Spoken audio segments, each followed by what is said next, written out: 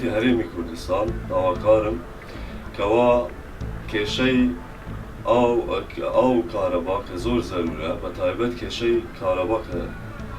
هاوڵاتیان زۆر پێویستیان پێ هەیە بە هەند وەربگرێت و ئەو کێشەیە چارەسەر بکات و کە چەندین ساڵە هاوڵاتیان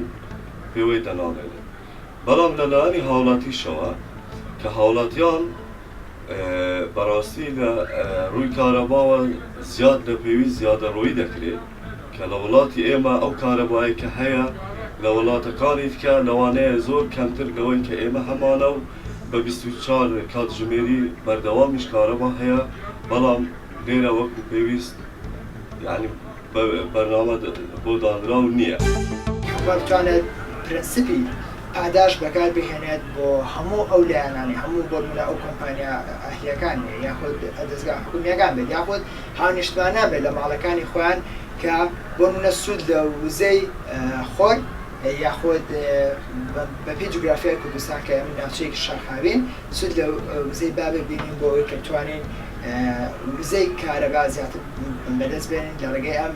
ڕێنێوەبڵی نێرجانە کە هەم بۆ ژینگە زۆر باشە ئەبێتەوەی پارێزگاریکردن لە ژینگە و هەمیشەوەی ئەبێتە کە زەرتێکی مادی و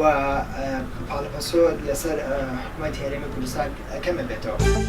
پێویستە حکوومەت پلانی هەبی چی خانوو باڵەخانە و کارگە و کۆمپانیای هەیە لە کوردستان میتەریان لۆدانێ ئەو میتەرانە ئیتر چەند سەرف بکە ئەو کاتە خەڵک خۆی دەستی بە کارەباوە دەگری ناتوانێت ینی لۆی دەرنانی بۆ شوەی کە پێشتر بەلاش بووە سەرفیکە ئەو کاتە ڕێژی کارەبا زیاد دەبی و ڕەنگە ئەو ڕێژەیە کە دەگەڕێتەوە لەوەی کە خەڵک دەستی پێوە دەبی بەشی هەموو کوردستان بکات. سەڕووی هەموو شتێکەوە خەتای میلەتی خۆمانە ڕاستی چونکە حکوومەت واتە ڕاستە باوکێکە باوکی هەمووانە، بەڵام ناتوانین ئێمە خۆمان لە جێلی بدەین و هەموو شتێک بەبێ ئەوی بکەین چونکە حکوومەت کامێرەی چاودێری نییە. ئێمە تەنها دەتوانین هەر کەسە لەلایەنی خۆیمانەوە ئاگاتمان لە خۆ بیت و هەر کەسە بە جێرایی خۆی کارەبا کەم سەرف کات و نەک تەنها کارەباش تەنها ئاو لە ڕووی هەموو شتێکەوە.